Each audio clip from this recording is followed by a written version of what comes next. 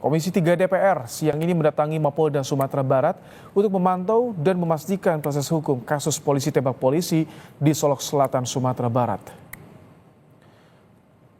Kedatangan rombongan Komisi 3 DPR untuk memantau langsung kasus penembakan yang dilakukan Kabak Ops Polres Solok Selatan AKP Dadang Iskandar terhadap rekannya sesama polisi Kompol Anumerta Rianto Ulil. Setibanya di Sumatera Barat, rombongan Komisi 3 langsung menuju Mapolda Sumbar untuk menggelar rapat dengan Kapolda Sumbar Irjen Suharyono.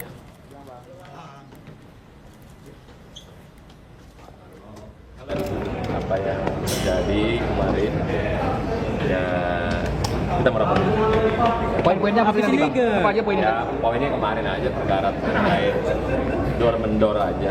Ada lokasi nggak Bang? Enggak. Nanti kita dengar cerita dari Pak Kapolda langsung.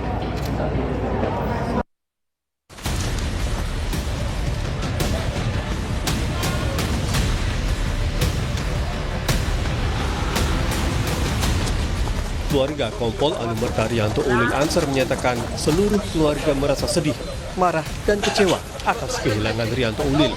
Kemarahan pihak keluarga karena yang menghilangkan nyawa korban bukan orang lain, tetapi rekan di tempat tugasnya sendiri, sesama anggota polisi.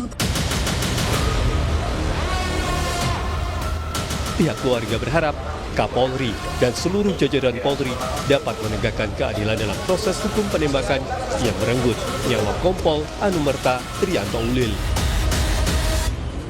Kami tidak bisa mengungkapkan rasa sedih, juga marah dan kecewa.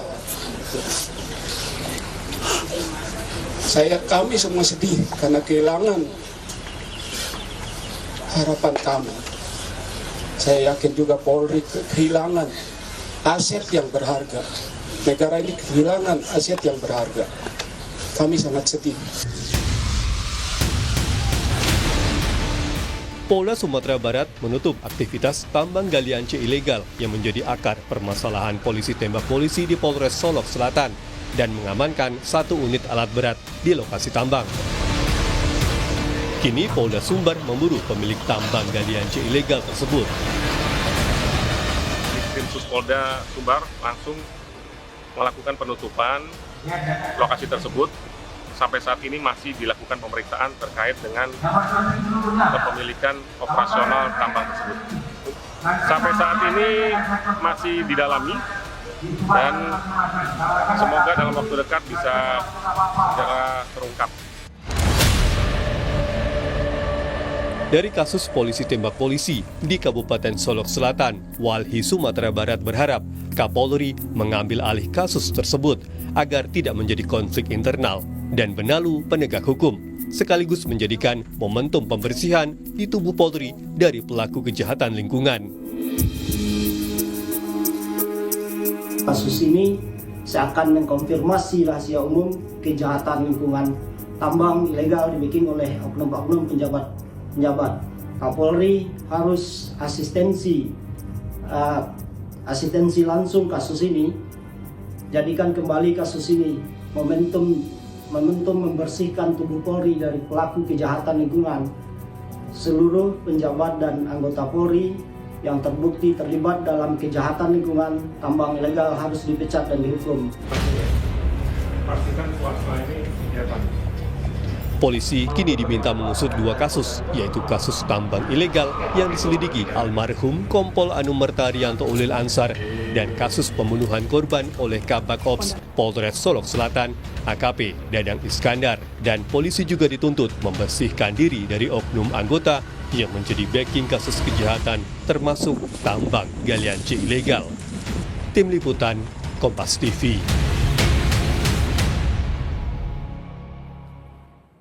Seperti apa upaya institusi Polri melakukan reformasi dari kasus ini? Kita kupas bersama dengan Julius Ibrani, Ketua Perhimpunan Bantuan Hukum dan Hak Asasi Manusia PBHI. Selamat petang, Bang Julius. Selamat petang, Ibrahim. Baik. Terima kasih. Ini ada dugaan kasus polisi tembak polisi ini terkait dengan backing tambang ilegal. Bagaimana Anda melihat apakah ini bisa terungkap secara komprehensif sampai akar-akarnya? Ya, jelas ini bukan perkara baru ya, ada tambang ilegal baik galian pasir C atau pasir batu ya gitu ya, sirtu di berbagai macam titik. Kalau kita lihat KPK pernah menertibkan puluhan, lalu tim Gakum KLHK juga, dan di berbagai macam titik. Nah, sebetulnya yang ditemukan oleh teman-teman LSM, masyarakat sipil, itu selalu ada relasi kuat dengan oknum-oknum dari aparat negara, baik TNI ataupun Polri, gitu ya. Oleh karena itu selama ini tidak pernah diusut tuntas dan selalu bebas berwarawiri di hadapan warga, padahal itu adalah praktik yang ilegal. Nah, menurut kami sampai sejauh ini belum pernah ada presiden mengungkap backingan tambang-tambang ilegal seperti ini yang mengena pada oknum-oknum aparat negara, baik dari TNI, Polri, atau jangan-jangan dari KLHK. Nah, oleh karenanya tidak pernah terusut tuntaslah kasus-kasus seperti ini. Yang kita tahu juga bahkan dalam beberapa tahun politik belakangan ini juga dananya hingga mengalir untuk kepentingan politik uang pada saat pemilu gitu. Tapi kalau untuk di kasus ini ketika ada atensi langsung dari Kapolri, dari Komisi 3 DPR, apakah ini bukan jaminan kasus ini bisa terungkap siapa sebetulnya backing di balik dugaan tambang ilegal ini? Nah, sebetulnya tanpa perlu ada pengawasan dari Pak Kapolri, tanpa perlu ada tekanan dari DPR RI, ini sudah lebih bahkan ya, cukup dari satu nyawa perwira yang bernama Ulil itu terkandung undang-undang Polri yang hidup gitu ya. Dan sekarang undang-undang Polri yang ada di AKP Ulil telah meninggal dunia, dan oleh karenanya harus dibangkitkan kembali. Dengan cara apa? Dengan cara mengusut tuntas siapa yang bermain tambang di situ, siapa operatornya, siapa backingnya. Dan kami yakin betul ya, dengan pola-pola seperti ini ada tindakan yang begitu vulgar, tindakan yang begitu brutal, berarti ada komando dari pihak-pihak yang lebih kuat dan yang lebih tinggi posisinya, sehingga dilakukan tindakan yang betul-betul tidak manusiawi seperti ini. Jadi perlu untuk ditindaklanjuti, karena jika tidak, kita bisa menganggap marwah institusi Polri di situ telah meninggal bersama dengan Ulil, dan undang-undang Polri juga telah meninggal di situ juga bersama dengan seorang martir yang bernama Ulil itu. Gitu kira-kira, Ibrahim. Harus seperti apa nanti pengungkapannya agar ini bisa mengungkap siapa di balik semua yang terjadi ini? Apakah saat ini proses yang tengah berjalan menurut Anda sudah on the track mengarah ke sana? Menurut saya tidak. Karena sebetulnya dalam pengalaman kami ya, kita pernah mendampingi masyarakat-masyarakat yang terdampak buruk akibat galian-galian pasir C ilegal ini. Kami dapat dengan mudah kok mengidentifikasi siapa orangnya, siapa mandor lapangannya, siapa operator lapangannya, siapa aparat backing yang di belakang itu dengan mudah.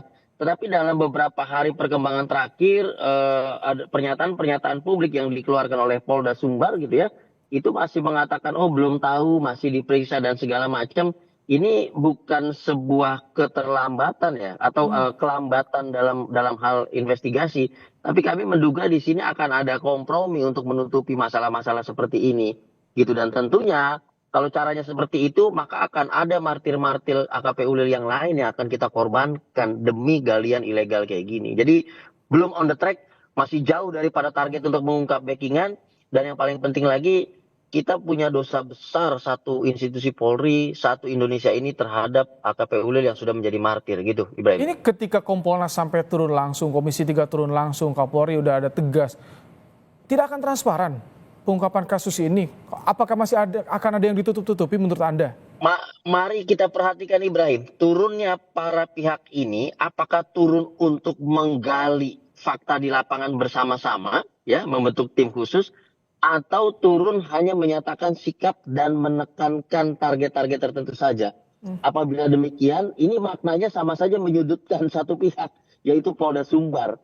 Dan Polda Sumbar yang beberapa kali kasus yang kami hadapi, misalnya seperti kasus Afif anak yang disiksa, itu tentu kan akan ada resistensi tersendiri begitu loh.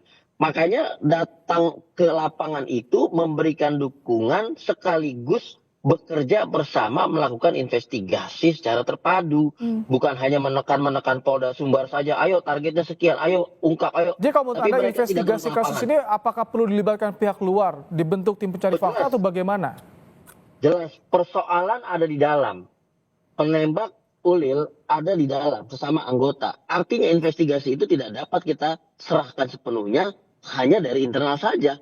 Makanya pihak-pihak yang datang itu ikut membantu turun investigasi, menggali fakta-fakta di lapangan agar apa? Agar timbul kepercayaan diri bagi Polda Sumbar mengungkapkan secara utuh, mengungkapkan secara penuh apa yang terjadi di sana. Kalau hanya tekanan-tekanan saja, saya pikir media sosial tekanannya lebih tinggi, Ibrahim. Oke.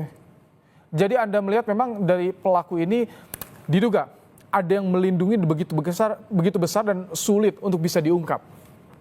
Menurut saya demikian. Karena ingat ya, polisi punya track record untuk mengungkap jaringan terorisme yang begitu sulit untuk diurai. Bahkan bisa melakukan mitigasi upaya-upaya ekstremisme dan segala macam yang selama ini diungkapkan. Tetapi untuk galian Pasir C, semuanya offline, ada di lapangan, truknya bolak-balik, koordinasinya pun manusianya di depan mata masyarakat. Ketika itu tidak bisa diungkap, tentu ada. Suaramu hilang, Mas Julius. Baik, tampaknya sambungan. Baik, silakan. Halo?